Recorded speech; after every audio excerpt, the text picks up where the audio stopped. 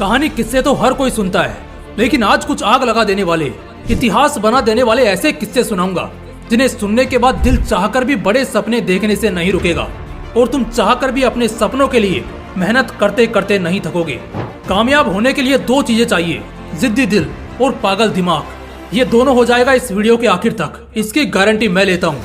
लेकिन इस वीडियो को आप पूरा देखोगे, इसकी गारंटी आप लो। तो चलो बिना एक भी सेकंड गंवाए कुछ महान जिद्दी लोगों से मिलते हैं। एक बंदा जिसकी जिंदगी किसी रोलर कोस्टर राइड से कम नहीं है। एक पल में लगता है कि बहुत ऊंचाई की तरफ खिंच रहे हैं, तो वहीं दूसरे ही पल लगता है कि अब सब खत्म हो जाएगा।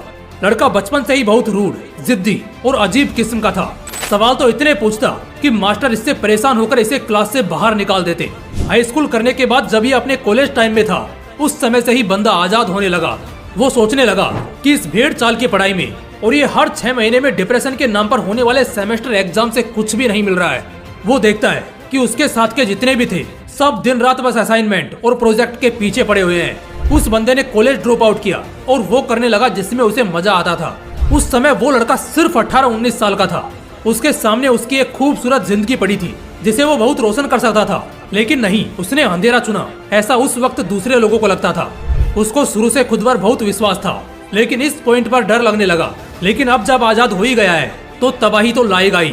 20 साल की उम्र में एक गैराज से उसने एप्पल जैसी इतनी बड़ी कंपनी को जीरो से स्टार्ट किया। अपने बवाल इनोवेशंस और टीम एथिक के योगदान से अगले 10 साल में कंपनी 2 लोगों से अब $2 बिलियन तक पहुंच गई। लेकिन तभी उसे निकाल दिया गया। हाँ, उसे खुद उसकी बनाई हुई कंपनी से निकाल दिया गया।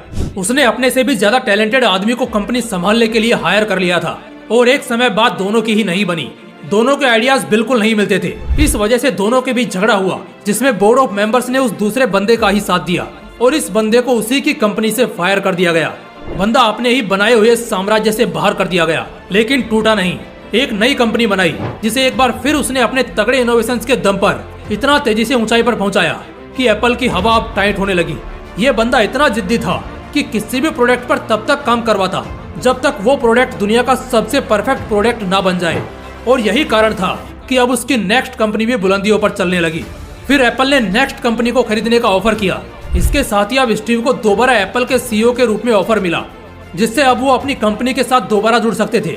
बंदे ने हाँ किया और दोबारा एप्पल को उसकी बुलंदियों पर पहुंचाया और बन गया सदी का सबसे जिद्दी एंटरप्रेन्योर, जो अपनी जिद से किसी को भी हिला सकता था। ऐसी जिद चाहिए जो जिगरा दे कॉलेज ड्रॉप आउट करने के बाद भी उस डर से लड़ने का। ऐसी जिद चाहिए जो हिम्मत दे बड़े सपने देखने की। ऐसी जिद चाहिए जो बेइज्जती का बदला लेने की ताकत दे। जिद बहुत बड़ी चीज होती है। एक बार किसी आम आदमी ने किसी भी बड़े सपने को हासिल करने की जिद कर ली तो फिर वो आम नहीं रहेगा, सितारा बनकर चमकेगा। इसी जिद और पागल लोगों की इतिहास रचने वाली कहानी